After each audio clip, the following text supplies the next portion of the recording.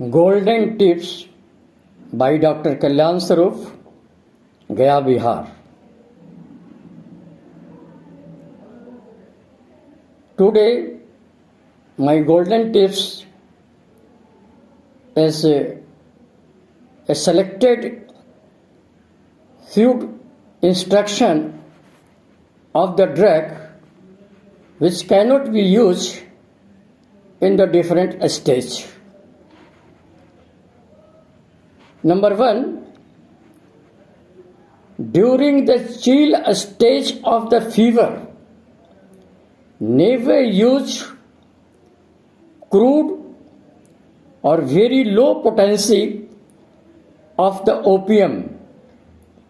There may be chance of death to the patient. Fever के stage में और सार करके के चिल के स्टेज में फीवर है और साथ साथ उसको चिल भी हो रहा है बहुत ज़्यादा, ऐसी स्थिति में कभी भी ओपियम का लोअर पोटेंसी या ओपियम का क्रूड में कभी भी व्यवहार नहीं करना चाहिए, क्योंकि इससे पेशेंट की स्थिति दयनीय हो सकती है और पेशेंट डेथ भी कर सकता है। दूसरी, never give natrum mur during the fever stage, that will difficult to break up the stage of fever for a long time. Allen's की नोट में साफ लिखा हुआ है कि फीवर के स्टेज में कभी भी नाइट्रोम्यूर का व्यवहार नहीं करना चाहिए। फीवर जब सबसाइड कर जाए, फीवर जब नॉर्मल कंडीशन में आ जाए, तब वैसी स्थिति में आप नाइट्रोम्यूर का व्यवहार करिए, मगर फीवर के स्टेज में कभी भी नाइट्रोम्यूर का व्यवहार नहीं करना चाहिए।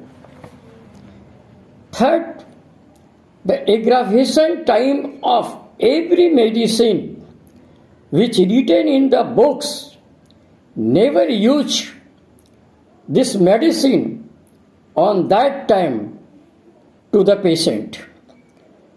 हम जितने भी मटेरिया मेडिका पढ़ते हैं, जितने भी मेडिसिन पढ़ते हैं, हर एक मेडिसिन के अंदर कुछ न कुछ पार्टिकुलर मॉडलिटीज लिखा रहता है और मॉडलिटीज में भी टाइम फैक्टर लिखा रहता है कि अमुक टाइम में इस पेशेंट का अमुक मेडिसिन में एग्रावेशन है। तो जिस जिस टाइम में अंदर एग्रावेशन लिखा हुआ है, वैसी स्थिति में हम उस टाइम के अनुसार कभी भी उस मेडिसिन को नहीं देना चाहिए। साथ ही साथ हमें यह भी देखना चाहिए कि कुछ खास मेडिसिन के अंदर यह भी लिखा रहता है ड्यूरिंग फुल मून, तो फुल मून में भी उस मेडिसिन का व्यवहार नहीं करना चाहिए, क्योंकि ऐसी स्थिति में अगर हम मेडिसिन का व्यवहार कर देते हैं तो पेशेंट की स्थिति और भी खराब हो सकती है।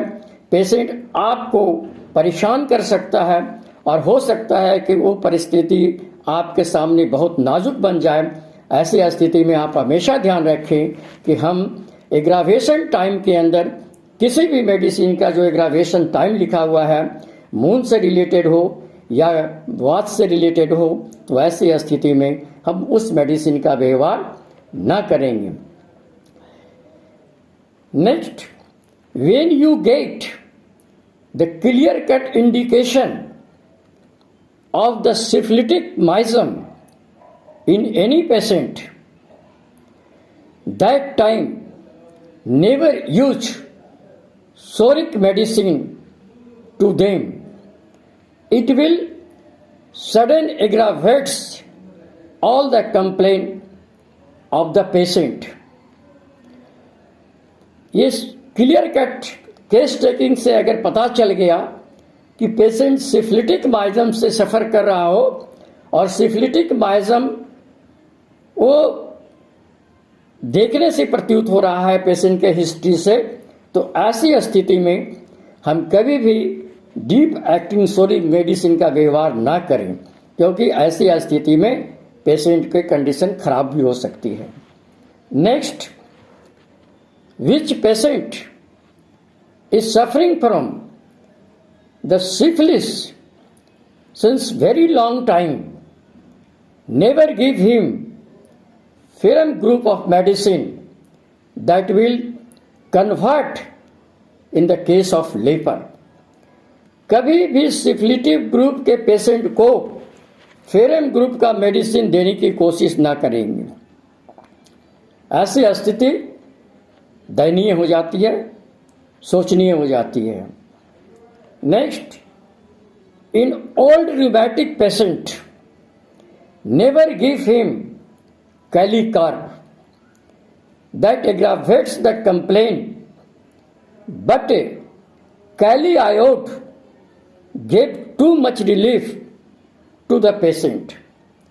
कैली ग्रुप का मेडिसिन को ओल्ड रोमेटिक केस में नहीं देनी चाहिए एक्सेप्ट कैली आयोड को छोड़ करके।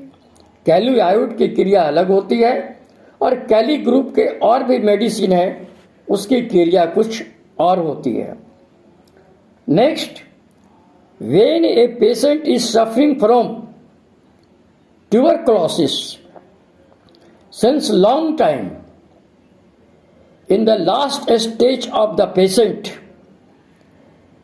इफ appear डायरिया और night sweat, never try to stop by any form, by any medicine, patient may be dead।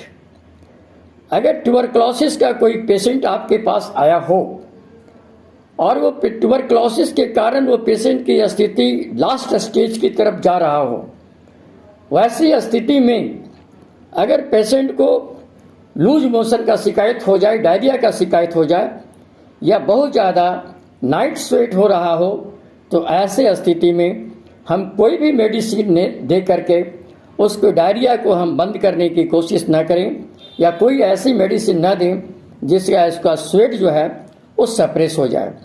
अगर ये सप्रेस हो गई तो पेशेंट डेथ कर जाएगा, पेशेंट की स्थिति खत्म हो जाएगी। अब इन बातों को जो टिप्स के रूप में मैं आपको दे रहा हूँ, इसको अध्ययन करें। इस सारे आपके मटेरियल मेडिका के अंदर मिल जाएगा और ध्यान से इसको अप्लाई करने का कोशिश करेंगे। हम सिम्टोमेटिक मेडिसिन देने की कोशिश नहीं करेंगे, हम सिम्टम्स के आधार पर सिर्फ मेडिसिन देने की कोशिश नहीं करते हैं। हम ये भी करते हैं, हमारा प्रिकॉशन जानना जरूरी है कि हम किस स्थिति में किस मेडिसिन का व्यवहार न करें।